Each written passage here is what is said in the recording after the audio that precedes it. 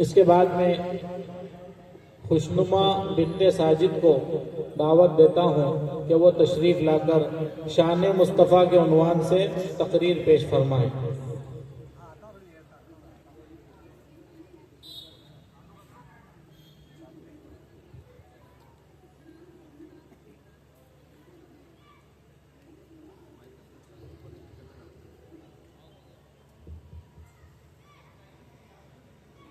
السلام علیکم ورحمۃ اللہ وبرکاتہ۔ نحمده ونصلي على رسوله الكريم اما بعد فاعوذ باللہ من الشیطان الرجیم بسم اللہ الرحمن الرحیم لقد كان لكم في رسول اللہ اسوة حسنة صدق اللہ العظیم۔ اے جنت تجھ میں حور و قصور رہتے ہیں، اے جنت تجھ میں حور و قصور رہتے ہیں، میں نے مانا ضرور رہتے ہیں۔ میرے دل کا طواف کر جنت، میرے دل کا طواف کر جنت، میرے دل میں حضور رہتے ہیں۔ معزز سامعین کرام، اساتذہ اعزام اور میری پیاری ماں اور بہنوں، آج میری تقریر کا عنوان شان مصطفیٰ صلی اللہ علیہ وسلم ہے۔ انشاءاللہ کوشش کروں گی کہ آپ حضرات کے سامنے آپ صلی اللہ علیہ وسلم کی سیرت طیبہ اور بے مثال سیرت بیان کروں۔ آپ صلی اللہ علیہ وسلم کی سیرت ایک اٹھتا ہوا سمندر ہے۔ آپ صلی اللہ علیہ وسلم کی سیرت کا کوئی بھی شخص قدر نہیں کر سکتا۔ کسی انسان میں یہ قوت نہیں ہے کہ وہ کہہ دے کہ میں نے حضور صلی اللہ علیہ وسلم کی سیرت کا حق ادا کر دیا۔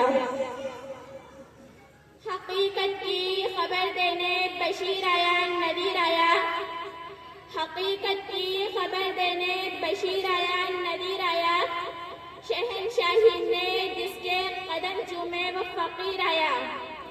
اور مبارک ہو زمانے کو کہ ختم المرسلین آیا، اور مبارک ہو زمانے کو کہ ختم المرسلین آیا، صحاب رحم بن کر رحمت للعالمین آیا۔ پیغمبر صلی اللہ علیہ وسلم کے اوصاف کا قرآن میں ذکر ہے۔ دنیا میں کوئی آدمی ایسا نہیں ہے جو اللہ تعالیٰ کو مانے اور اس کے حبیب صلی اللہ علیہ وسلم کو نہ مانے، اللہ کے دوست کو نہ مانے، اللہ کے اس پیغمبر کو نہ مانے جس کے چہرے کی قسم قرآن نے کھائی ہے، جس کے چہرے کو قرآن نے والضحیٰ کہا، جس کی زلفوں کو واللیل کہا، جس کے دانتوں کو یاسین کہا، جس کے سینے کو الم نشرح کہا، جس کے اخلاق کو انک لعلی خلق عظیم کہا، جس کی چادر کو یا ایھا المدثر کہا، جس کے کمبل کو یا ایھا المزمل کہا، جس کی آنکھوں کو ما زاغ البصر وما طغى کہا، جس کے آنے کو لقد جاءکم رسول من انفسکم کہا، جس کی ہماگیری کو ما ارسلناک الا کافۃ للناس کہا، جس کی رحمت کو ما ارسلناک الا رحمۃ للعالمین کہا، جس کی عظمت میں سراجا منیر کہا، جس کو کبھی رؤوف کہا کبھی رحیم کہا۔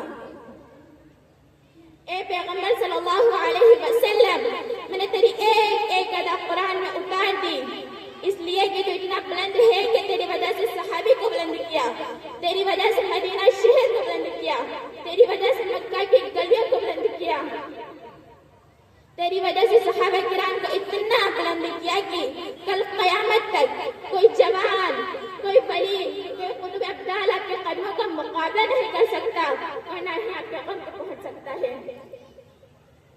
اس لیے کہ جو طرح صحابی بنا وہ ساری کائنات میں بلند ہو گیا۔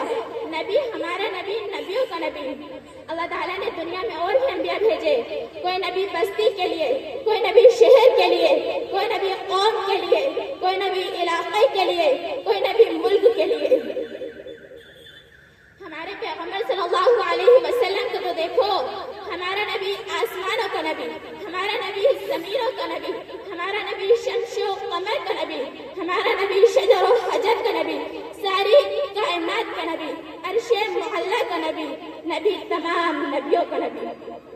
قرآن کہتا ہے وَرَفَعْنَا لَكَ ذِكْرَكَ، ہم نے تیرے ذکر و تیری شان کو اونچا کر دیا۔ وہ آئے جن کے آنے کی زمانے کو ضرورت ضرورت تھی، وہ آئے جن کے آنے کی زمانے کو ضرورت تھی، وہ آئے نغمہ داؤد میں جن کا ترانہ تھا، وہ آئے جن کے خاطر مسترب تھی وادی بطحا، وہ آئے جن کے خاطر مسترب تھی وادی بطحا، وہ آئے جن کے قدموں کے لیے کعبہ ترستا تھا، وہ آئے جن کو حد میں گود کی خلوت میں پالا تھا، وہ آئے جن کو حد میں گود کی خلوت میں پالا تھا، وہ آئے جن کے دم سے عرش اعظم پر اجالا تھا۔ میری پیاری بہنوں، پتھر پر پانی کے چشمے نکل آئے تو قرآن کہتا ہے فَانْفَجَرَتْ مِنْهُ اثْنَتَا عَشَرَةَ عَيْنًا، دنیا حیران ہو گئی، پانی کے چشمے پہاڑ سے نکل آئے۔ لیکن میری پیاری بہنوں، پانی کے چشمے کا پہاڑ سے نکلنا قرینہ قیاس ہے، عقل کے خلاف نہیں ہے۔